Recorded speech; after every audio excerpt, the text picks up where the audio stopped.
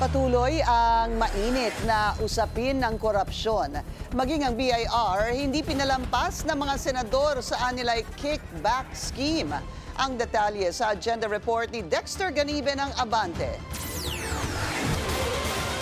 Hindi na lang sa mga infra project ng DPWH mayroong kickback. Ngayon, meron na rin sa Bureau of Internal Revenue. Sa kanyang press conference, sinabi ni Senator Erwin Tulfo na pumapangalawa na ang BIR sa pinakakorap na ahensya ng gobyerno ngayon. Dahil kung may flood control sa DPWH, letter of authority o LOA naman sa BIR. Pero hindi lang kanya ngayon ito ginagawa sa BIR dahil ilang taon na rin kumikita ang ilang korap na opisyal ng BIR sa ngalan ng pagkamit ng target collection sa buwis. Almost halfway this year, but year before that, previous year, ginagamit na po, pero hindi ganun katindi. Unlike itong year na ito, pagpasok po ng 2024, talagang sinagad-sagad.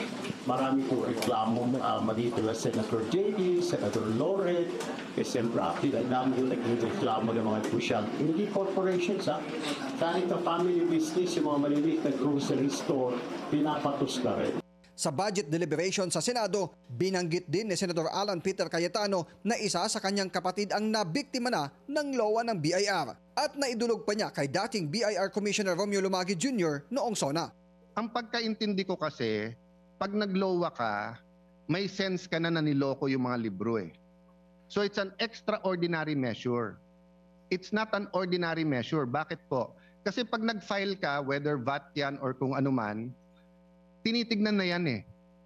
So kaya ka nilolowa, sabi, mukhang nalusutan tayo. Ang siste, i-issuehan ng letter of authority ang isang negosyanteng may buwis na kailangang mabayaran sa BIR para mabuksan ang kanilang libro. Pero kalaunan ay aalukin ng condonation para makaliskwento sa babayarang buwis. Para hindi na sila maabala na mabulatlat ang libro sa lahat ng transaksyon, kakagatin ng alok. Ang problema po, hindi naman po lahat na nakokolekta na napupunta sa gobyerno dahil ilan, yan pupunta mo sa bulsa nila para kickback din. Una rin yung utang ng kumpanya, 150 million. 100 lang yung pupunta sa gobyerno, by 50. Yung 25 sa kanya lang, yung 25 daw puno, discount. Di po ba? So, isa nga, nagiging source po talaga ng corruption.